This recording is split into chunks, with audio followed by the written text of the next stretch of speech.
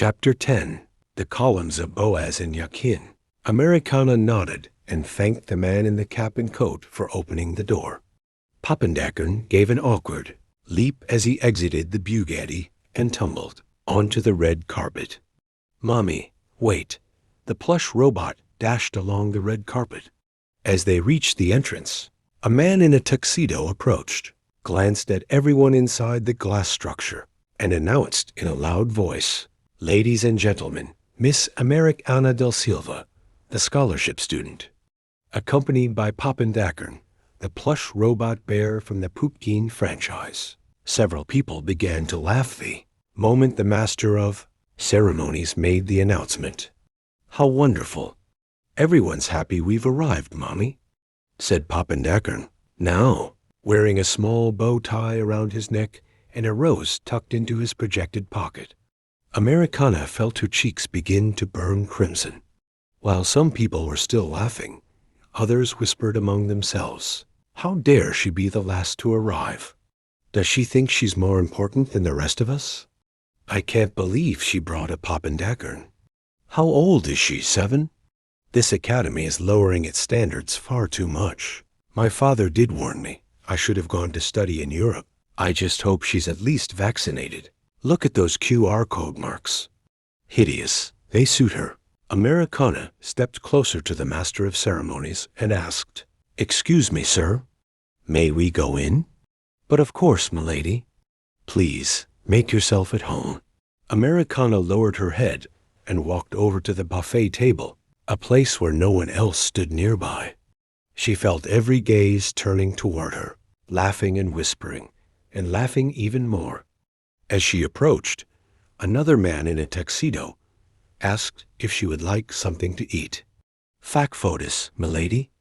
We have blinis with beluga caviar and crane fraiche, a 5 wagyu tartare over artisanal bread with black truffles, toasted brioche with foie gras and fig jam, and grilled scallops over fresh pea puree, topped with salmon roe and Sicilian lemon zest.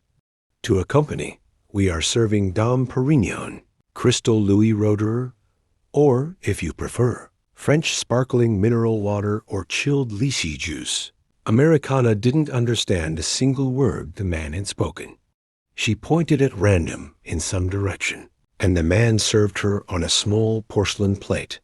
She picked up a small disk of red meat atop toasted bread and placed it in her mouth.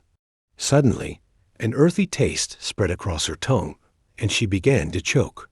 While she coughed, Pappendacken opened a compartment in his belly, pulled out a can of marshmallow-flavored soda, opened it with a noisy hiss, and handed it to Americana.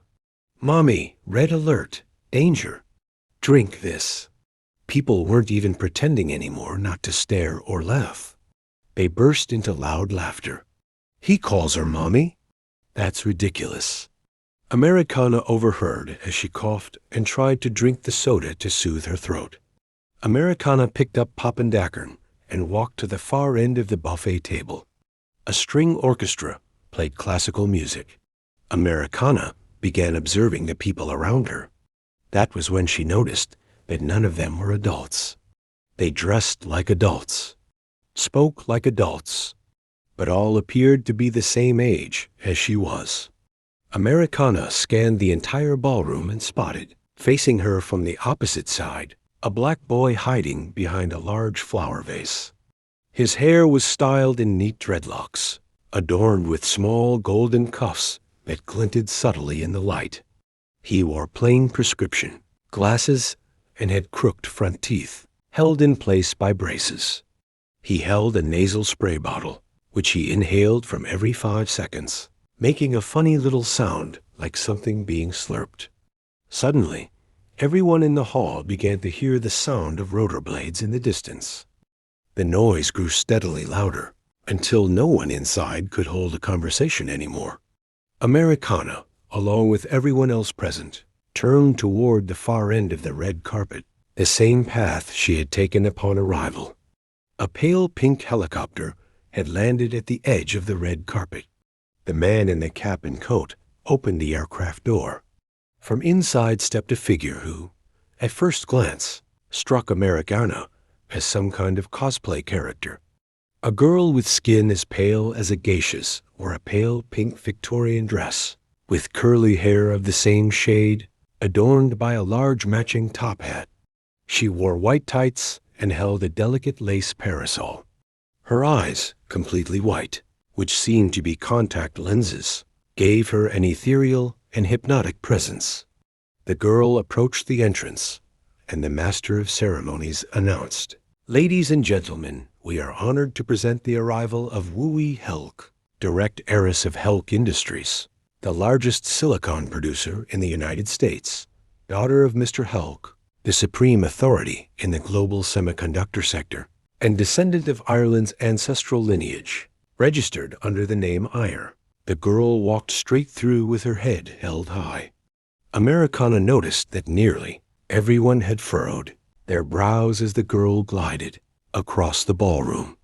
The girl approached Americana, who was still holding Papandakorn in her arms.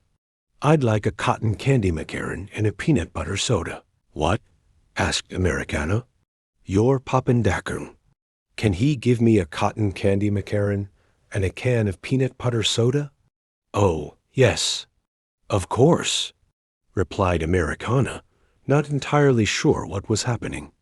Papandakorn slid down from Americana's lap, opened the compartment in his belly, and handed over the chilled can of soda and the still-packaged macaron. "Here you go," sighed Papandakorn. The girl opened the soda can, unfazed by the hiss of carbonation. She unwrapped the macaron and handed the packaging to the waiter. She took a big sip of the soda and a bite of the macaron. "I hate the kind of food they usually serve at these events. It's disgusting," she said, chewing the macaron and taking another sip from the can. Americana wasn't sure what to do. She wanted to seem friendly. So she said, "Nice to meet you. I'm Americana. I'm new here. And this is my Papandakorn." The girl took another big gulp of soda. "I know who you are. You're the new scholarship girl." Americana gave a faint, uneasy smile, unsure how to respond or what was going on. The girl finished drinking the soda, crushed the aluminum can with a sharp metallic crunch, and tossed it into a flower vase. "There are a lot of people here who don't like you, because you're the one with the least." The girl looked at Americana. "But they don't like me either, because my father is the one who has the most. Their parents depend on my father. So it's the same. They just want someone to hate. Deep down, it's not really about who has more or who has less. It's about finding someone to project their fears and insecurities onto." Americana gave another faint, uneasy smile. She glanced to the sides, then decided to ask, hoping to seem polite, "Sorry, but what's your name again?" The girl pulled a card from the top hat resting on her head. Americana took it and read.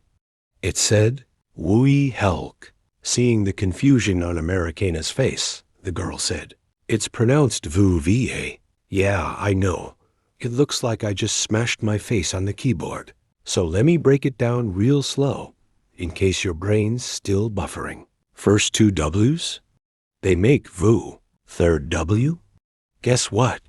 Still a V groundbreaking, I know. Then the Y goes all EE, like your little cousin pretending to be a fairy. And the final Y with the E? That's A, like when someone asks if you like pineapple on pizza, and you're emotionally numb. So all together, V-V. Ah, there you survived it." Americana could barely blink or even breathe, trying to make sense of the girl's explanation. She continued, "Now my last name, Helk? It's not a password. It's not a Wi-Fi glitch. You say it like this. Oh, Luki. Yeah, I know. Sounds like a duck casting a spell, but hey, blame my ancestors." Papandakorn began clapping for the girl at the end of the explanation. She, in turn, removed her top hat and gave a gesture of thanks, as if standing on a stage before a grand audience. "I see. It's spelled Wooey Helk, and the pronunciation is Voo-Va hey. -oo-lu-key. The girl extended her hand to Americana. Now that's better. Nice to meet you, Americana, she said, smiling.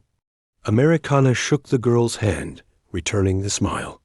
Poppendakern suddenly flashed a burst of light, leaving both girls with blurred vision. Memory moment, said Poppendakern, printing the photo through his mouth.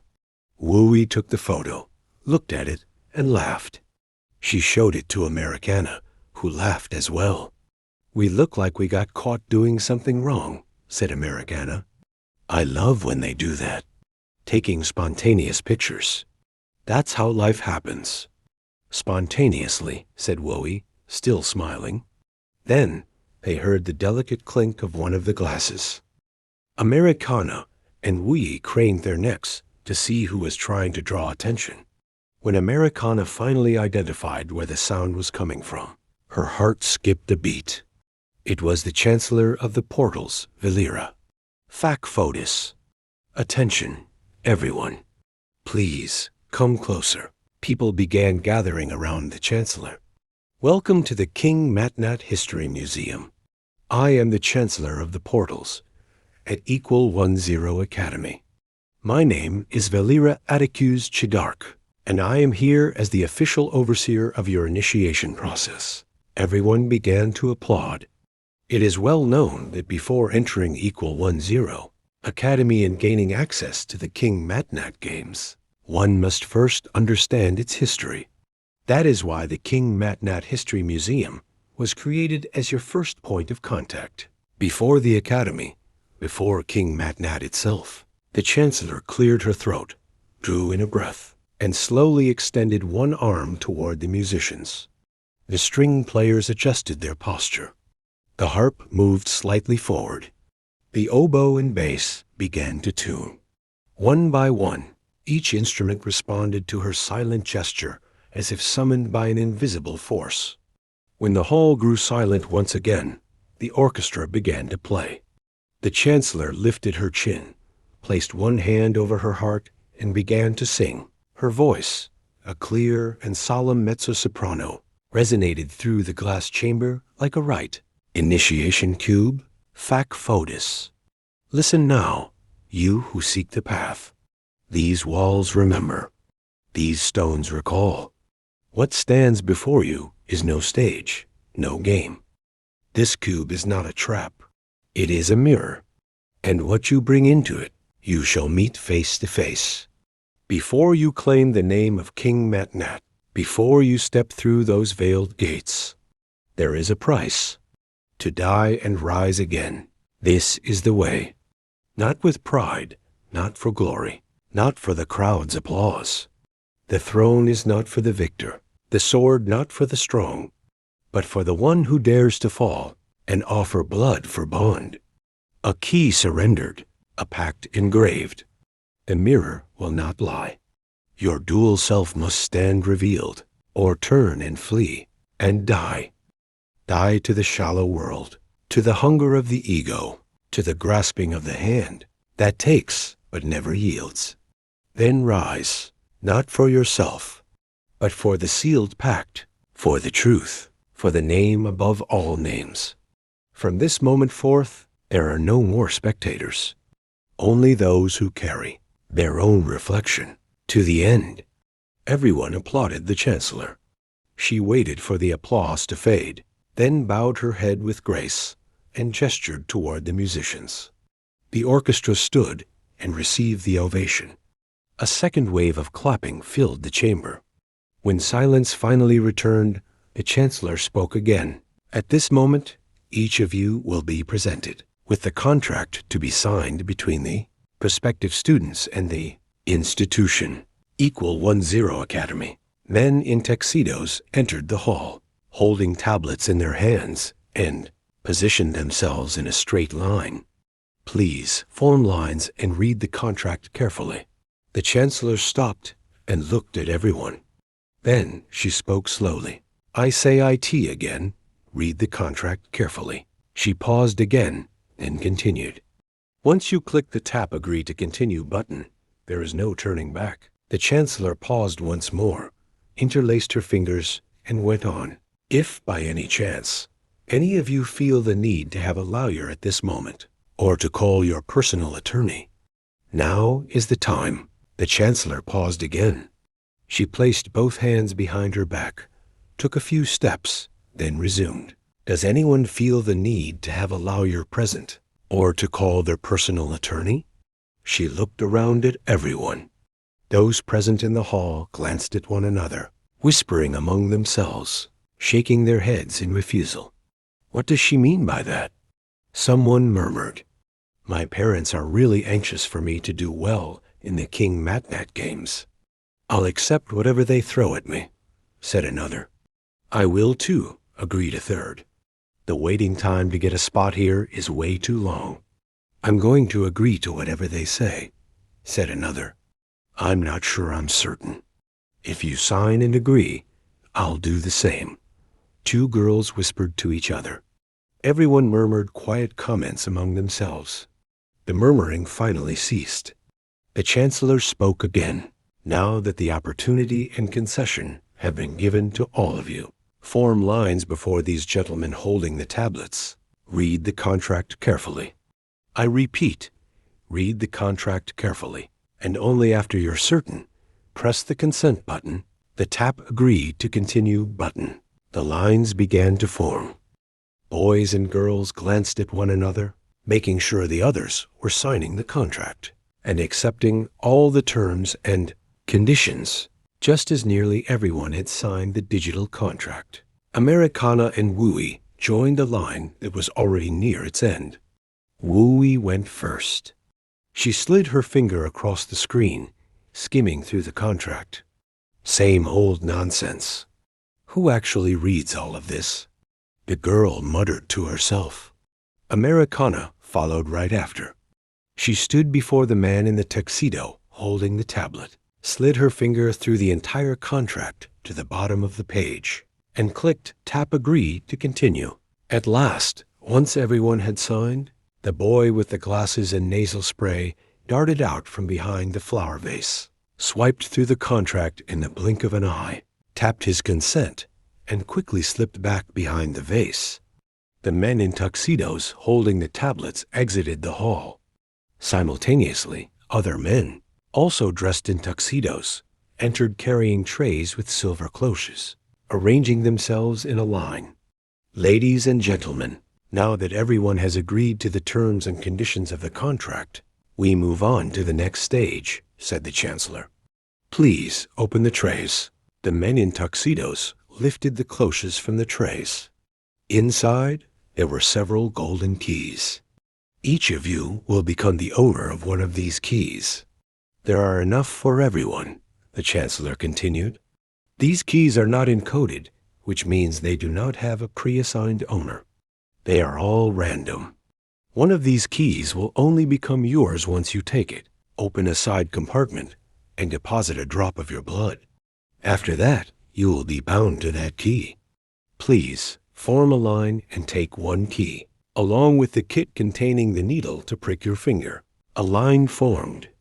Each person took a key and a small pouch containing a needle, sterilized cotton, and hand sanitizer. Americana and Wee stepped into line and took their keys. Americana picked up a pouch. Wooey declined. Americana pressed the side of the key, and a small ampule was released. She opened the pouch, took the hand sanitizer, poured a bit onto the cotton, and cleaned her finger.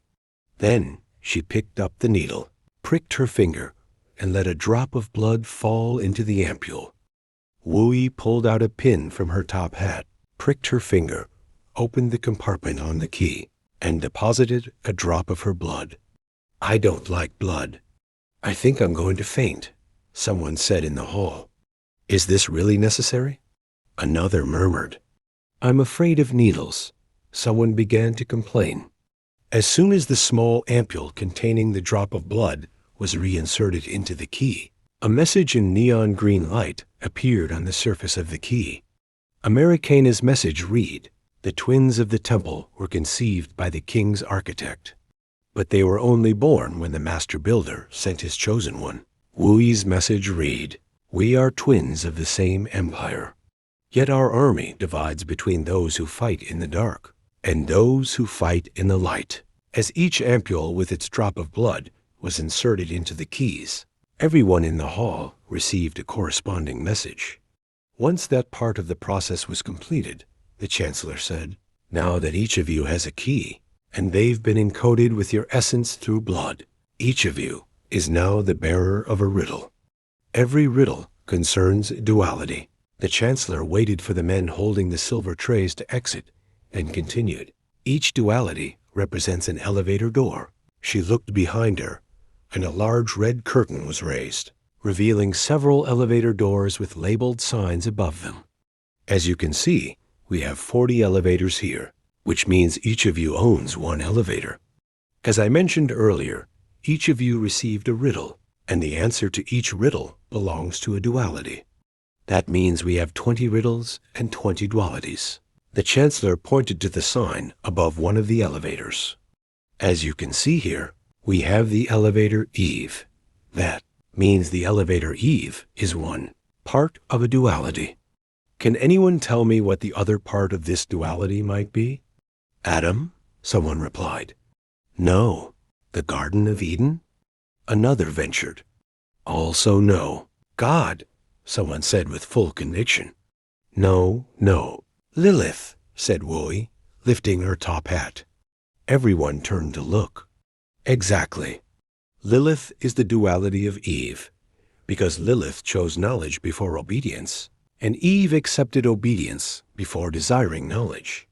This means that two people here in this hall received riddles whose dual answer is Eve and Lilith," said the Chancellor, pointing to the elevator labeled Eve and, on the opposite side, to the one labeled Lilith. "You may be wondering, Chancellor Valera, what do these dualities have to do with the elevators?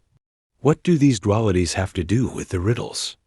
The Chancellor took 2 steps forward and said, "The counterpart to your duality will be your cell, companion during your entire stay here in the Prince equal 10 pyramid, which means you will live in the same cell, sleep in the same cell, and eat in the same cell." "Are cells the same as the 4 houses of equal 10? asked a boy in a blue tuxedo. "No," replied the Chancellor.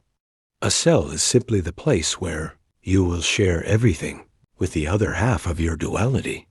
The 4 houses of equal 10 belong to a different process, which will be explained later. So 2 people from different houses can be placed in the same cell?" asked a girl in a green silk dress. "Yes, exactly," the Chancellor answered. Several people began murmuring and complaining. "What if I want a cell just for myself?" asked a blond boy with a square jaw. "Excellent question," praised the Chancellor. "If you wish to have a cell to yourself, simply enter the elevator and press the button that says "Do not share cell." But what happens to the other person whose half of the duality doesn't want to share the cell?" asked a girl wearing a small crown of pearls on her head. "If someone refuses to share the cell, the other person drowns," said the Chancellor, smiling. "Drowns? What do you mean?" they murmured. "I think she's speaking in a metaphor," someone concluded. A boy in brown shoes, unusually short, just slightly taller than Pappendacken, stepped forward. He coughed quietly while holding a bottle of syrup in one of his small hands. He asked, "And what if neither of them wants to share the cell? Then both drown?" The Chancellor replied, letting out a burst of laughter. Everyone was startled by the Chancellor's reaction and began to grow uneasy. A boy wearing golden glasses stepped in front of the others and said, "I don't mind sharing a cell with anyone in here, even if it's a poor scholarship girl." The boy looked at Americana. "Or a lunatic who thinks she's better than everyone else." Now he was looking at Wui. "As long as it doesn't interfere with my academic grades, I don't care." The murmuring had returned. "He's right, we're here to study, not to make friends," someone said aloud. The Chancellor snapped her fingers.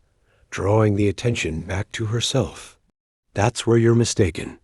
Sharing a cell isn't just about sharing a place to live. Sharing a cell means sharing academic grades, whether good or bad, school awards, and even detention. Several in the hall reacted with outrage. No, that's not fair. Most of them cried. The chancellor went on. If you score well on a test, that grade will be split in half. If you fail the test, that score will also be split in half. If you receive an award, it will be shared between you and your cell companion. The same goes for punishment or detention. Everyone was murmuring, glancing at one another with displeased expressions. The boy in brown shoes and unusual height stepped forward again. While coughing softly, he said, "Calm down, everyone. If you don't want to share a cell, just press the button that says, 'Do not share cell.'" "Yes, little one, very good." "That's exactly right," the chancellor replied, applauding. The girl with the small pearl crown stepped forward and said, "So all we have to do is read the riddle. Find the answer that corresponds to a duality. Enter the matching elevator, and choose whether to share the cell or not." "Exactly. But there's a catch," the chancellor began. "To access the elevator, you first need to find the other half of your duality and attach one key to the other. In other words, give half of your key to the other person, and they give you half of theirs. Only then do the elevators open. Where does the elevator take us? Is it some kind of reward?" Someone asked. "Whoever manages to solve the riddle, find the answer that matches one of the elevators, connect their key with the person of their corresponding duality, and press one of the buttons about whether or not to share the cell, will gain access to the King MatNat History Museum. And right after exploring the history of King MatNat, they'll be directed to the Equal 10 Academy, where the selection for the 4 houses will take place. That's easy. We just need to start by solving the riddle. The sooner we begin, the faster we'll gain access to King MatNat's history and officially enter Equal 10, said an excited boy. "Let's get started already." Very well, very well. "Your wish is my command, young gentlemen," said the chancellor, bowing to the boy. "Gentlemen musicians, butlers, to your positions." The chancellor now addressed all the men in tuxedos who had been playing string instruments, serving hors d'oeuvres, and assisting the master of ceremonies. All of them exited the hall. Some boys began looking around, confused by what was happening. A group of girls gathered with their arms crossed.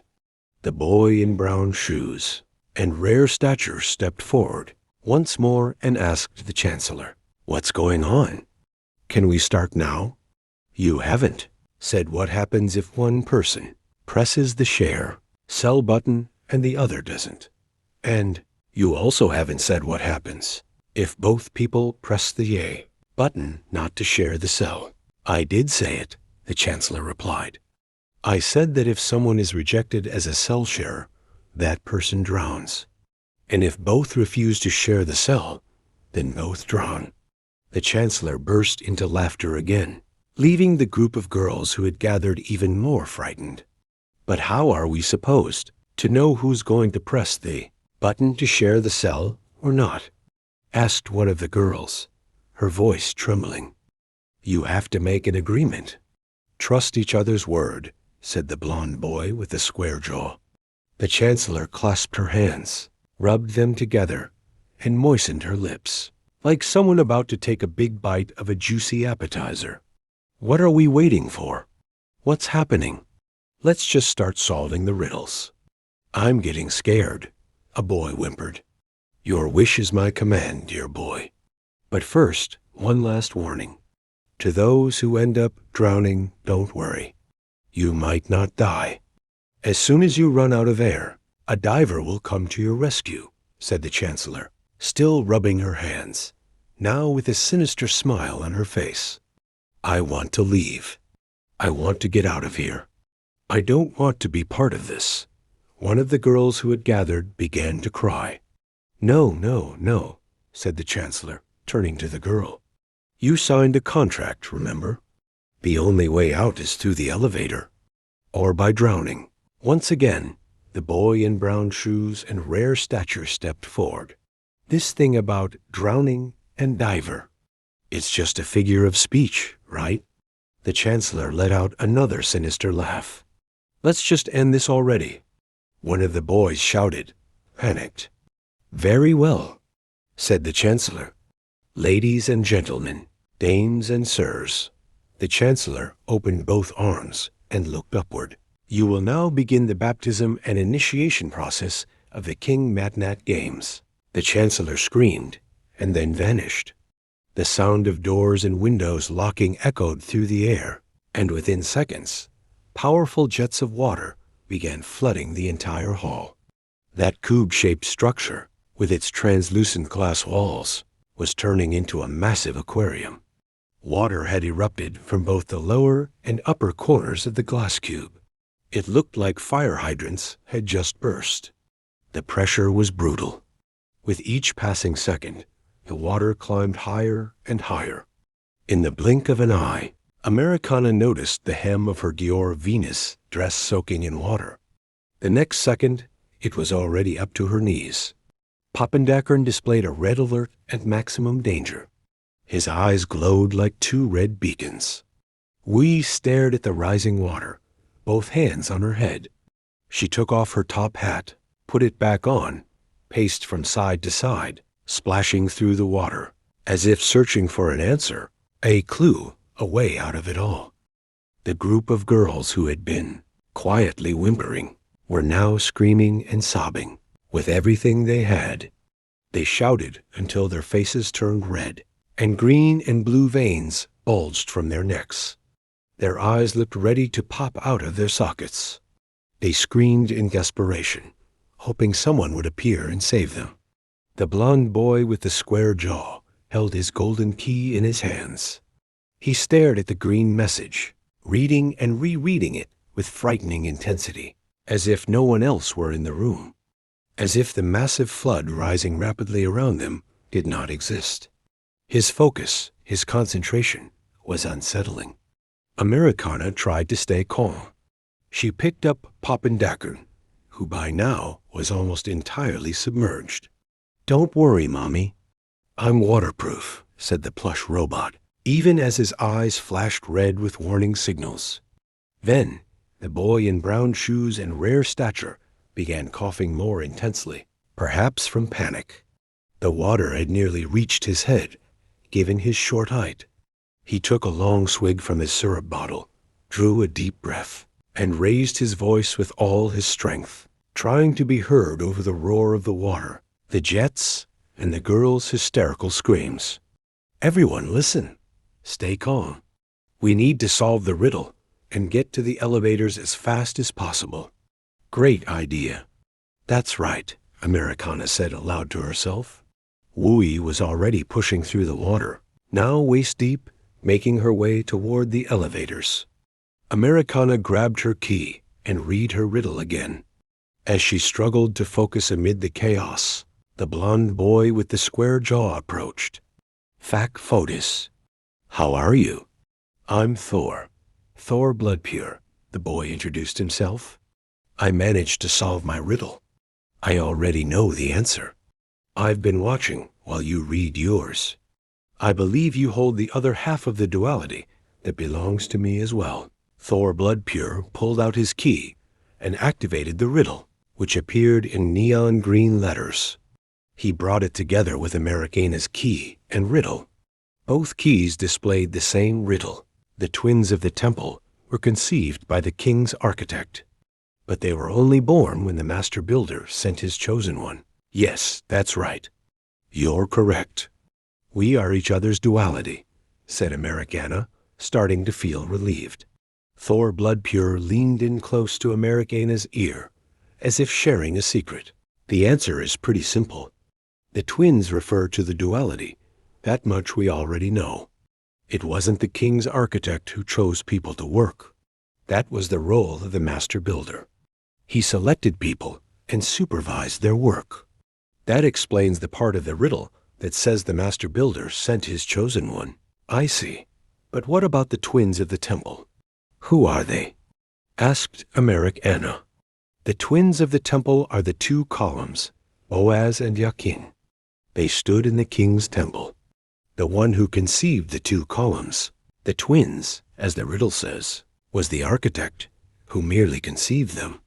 But they were only born, only came into existence, thanks to the physical labor of the men chosen by the master builder to work on the temple's construction. That's what the riddle means when it says his chosen one, explained Thor Bloodpure. Thor took Americana's hand and pointed to the elevators labeled Boaz and Yakin. That's wonderful. You're right, said Americana, beaming with a wide smile. Thor leaned in close to Americana's ear again. Now we need to divide the keys. I'll give you my half, and you give me yours. That way we can enter the elevator and get out of here.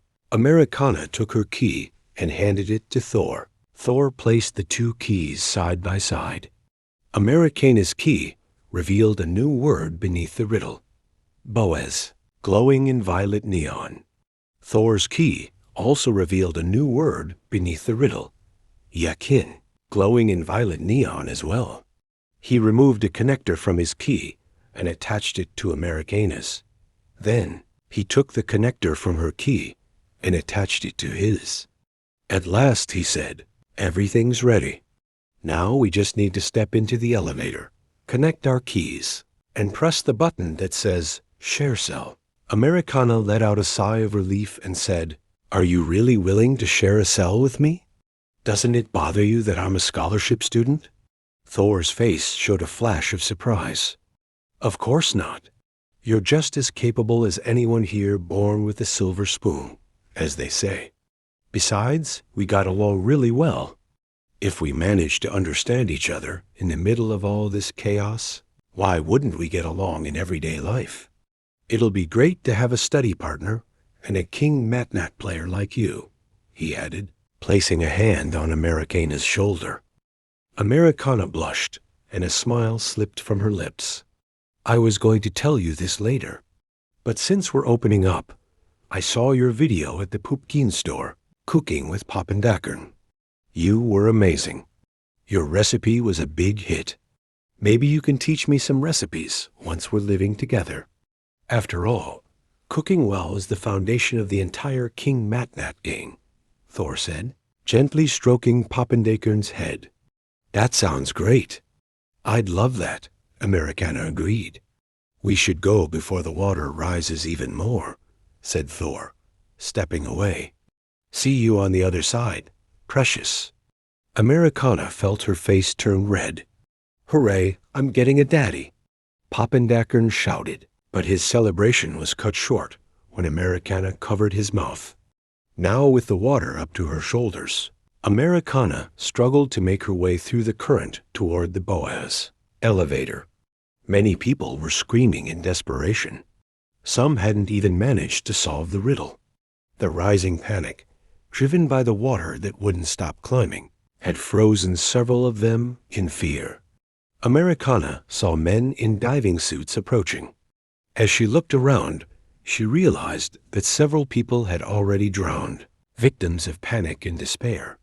Some were still trying to solve their riddles, entering elevator after elevator, only to discover that their keys didn't fit. At last, Americana reached the Boaz elevator. The water, now up to her shoulders, kept rising with every passing second. Pappendackern had slipped from her arms and was now floating on his back, swimming in circles and shooting streams of water from his mouth, imitating a fountain. Americana stepped into the elevator, stretched her neck, and saw Thor on the other side, also craning his neck toward her. He waved and mimed that he was about to insert the key into the elevator's lock. Americana waved back and turned her focus to the elevator's control panel. There were 3 buttons and a keyhole. Each button had an arrow pointing to indicate the correct sequence to follow. First, the person had to insert the key into the keyhole. Then, they had to choose between Share Cell and Do Not Share Cell. Finally, There was a single button labeled Level 33, meant to be pressed last, only after all the previous steps had been completed. Americana pulled Papendakorn by the arm and held him close. She inserted the key into the lock. It slid in and turned automatically. At that exact moment, the elevator door closed and locked, and the water began to drain, leaving Americana in a dry space. Then she brought her finger near the Share Cell button. For a few brief seconds, Americana felt frozen before pressing it. Not frozen by fear, not frozen by anguish, not frozen by sorrow, not frozen by anger, not frozen by pain. She was frozen by hope, a feeling so rare that Americana barely allowed herself to experience it. Frozen wasn't quite the word that described her in that moment.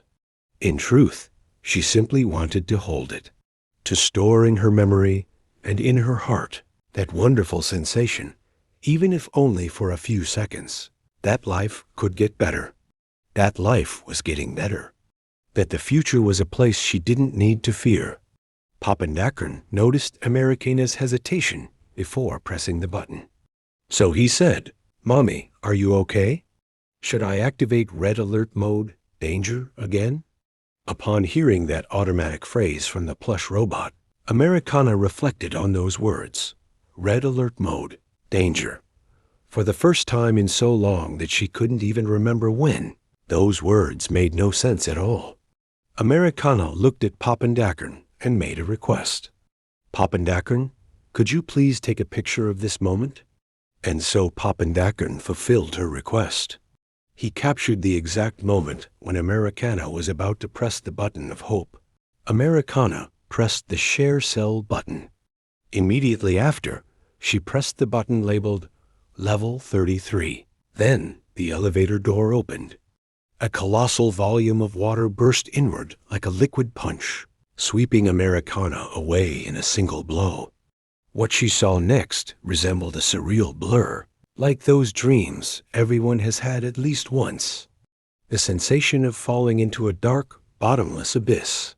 But this wasn't a dream. It was a waking nightmare. The images around her were distorted, but Americana was able to distinguish, even through murky fragments, what was happening beyond the water. The entire cubic hall, made of translucent glass, was completely submerged. The light filtered through the water, tinted everything in a greenish hue, as if the whole world had sunk beneath a foggy, spectral lens. In the distance, she glimpsed a diver swimming toward the lifeless body of a Vi, girl lying at the bottom of the hall. Her hair and dress floated in gentle, ghost-like motions. She might already be dead. Her lungs might already be filled with water. The diver approached, carrying a cylinder of compressed air. Americana looked away. In other directions, she saw the same, multiple lifeless bodies and several divers rescuing people. But far too late. When she turned her eyes back to herself, she realized one of them was already watching her closely. He held a cylinder of air in his hands, simply waiting for her lungs to surrender to the water so he could then save her. Then she felt something furry wrap around her arm.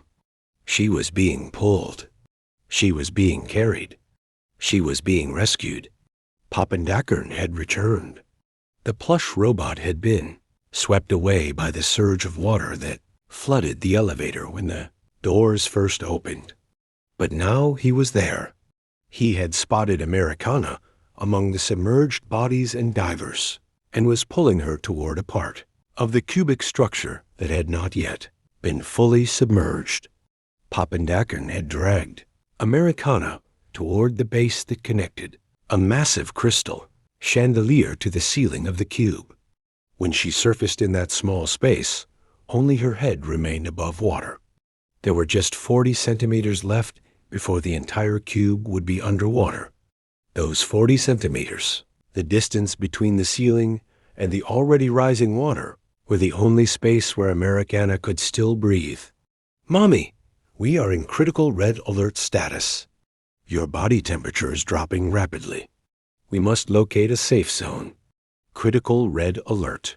Activated, said the plush robot as he emerged beside her in the last unfilled pocket of air.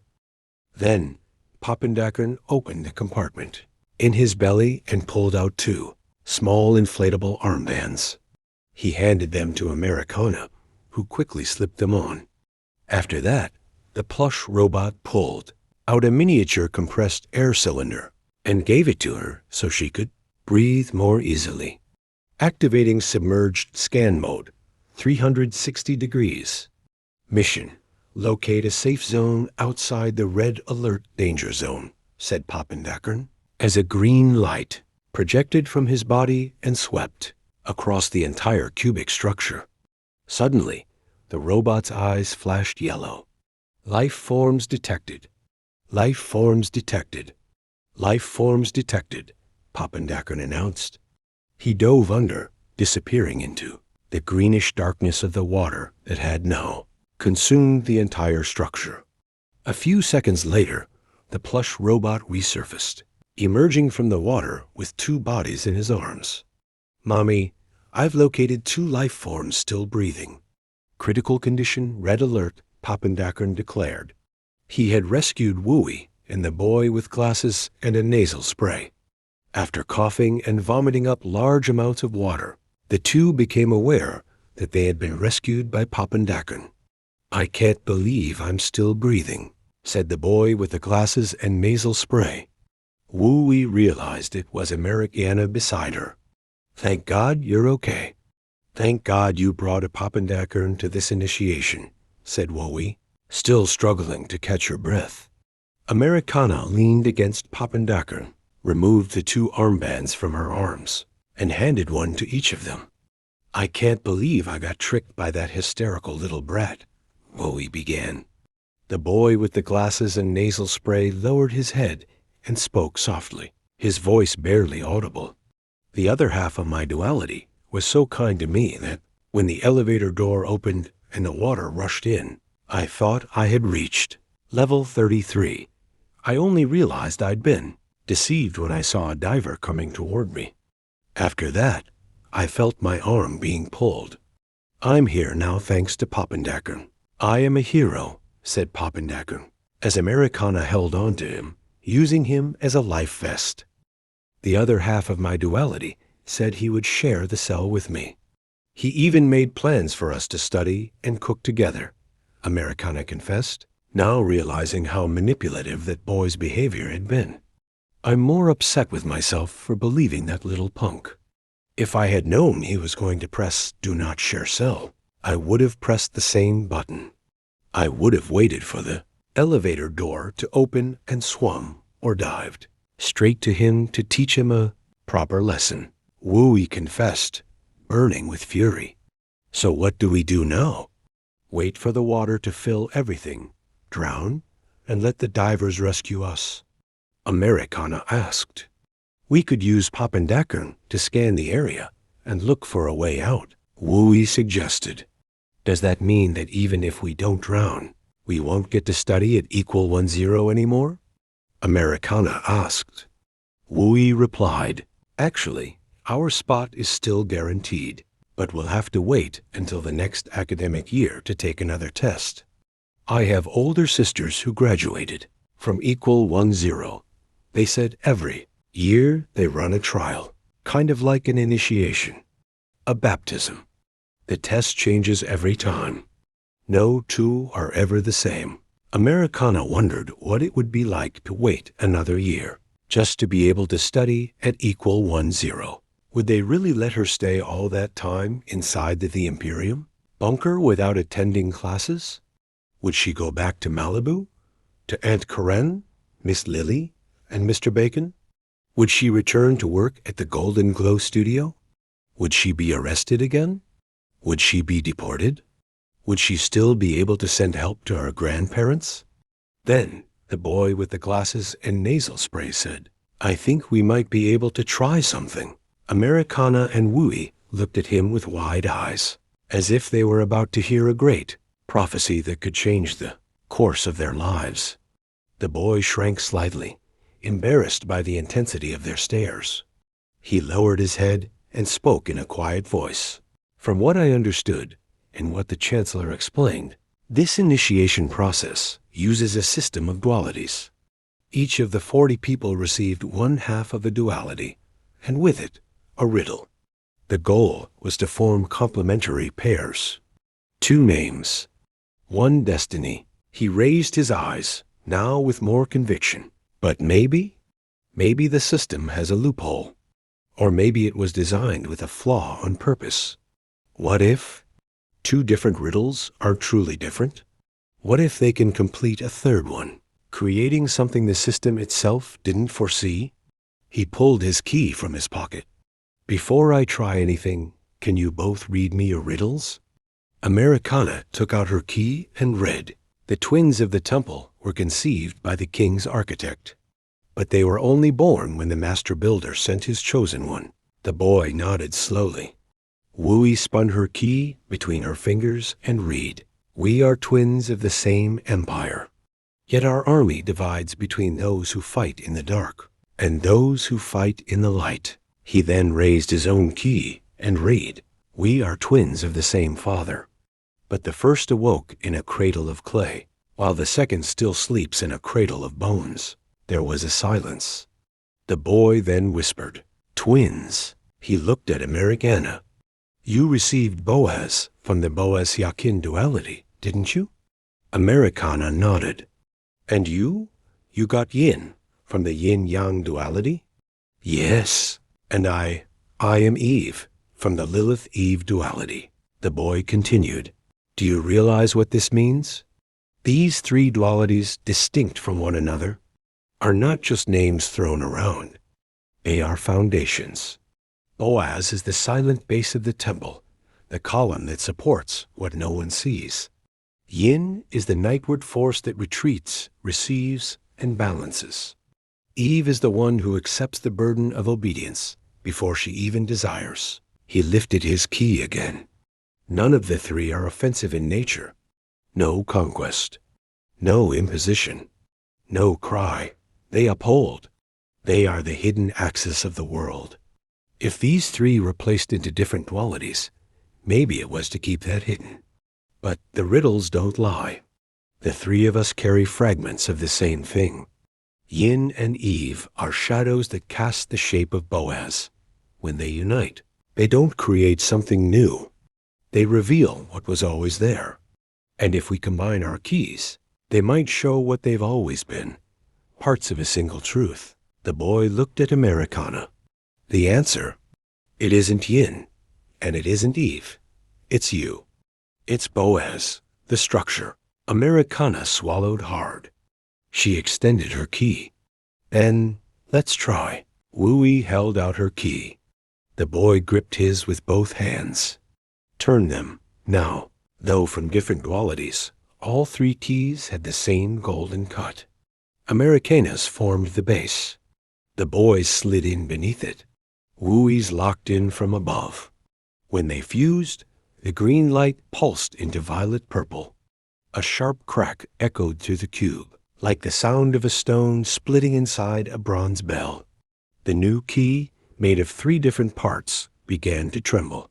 A new riddle had appeared, the daughter of structure, the daughter of silence, and the daughter of obedience became one to bear the weight of the temple no one sees. The boy looked at Americana and said, the answer is you, which means Boaz. We need to go to the Boaz elevator, insert the key into the keyhole, and then we'll see if the union of Yin-Eve and Boaz worked. Papandakern gathered the armbands and the small compressed air cylinder. Then he took Americana's hand. Americana held on to Wooey's. Wooey took the boy's hand. Papandakern dove into the green-tinted water, which by now had filled every inch of the cubic structure. He activated the small motors hidden in his feet. All of them, hand in hand, moved toward the Boaz elevator. Papandakern entered first and turned on. Lanterns built into his eyes so that Americana, Wooey, and the boy could see. Together, the 3 of them held the key. They inserted it into the keyhole, and the key turned automatically. The elevator door began to close, letting the accumulated water drain out through the corners. At last, they were dry. The three looked at one another and pressed the share cell button together. At that moment, the tension was visible on each of their faces. They gathered their strength and pressed the button labeled Level 33. The elevator let out a metallic sound. Then it began to move.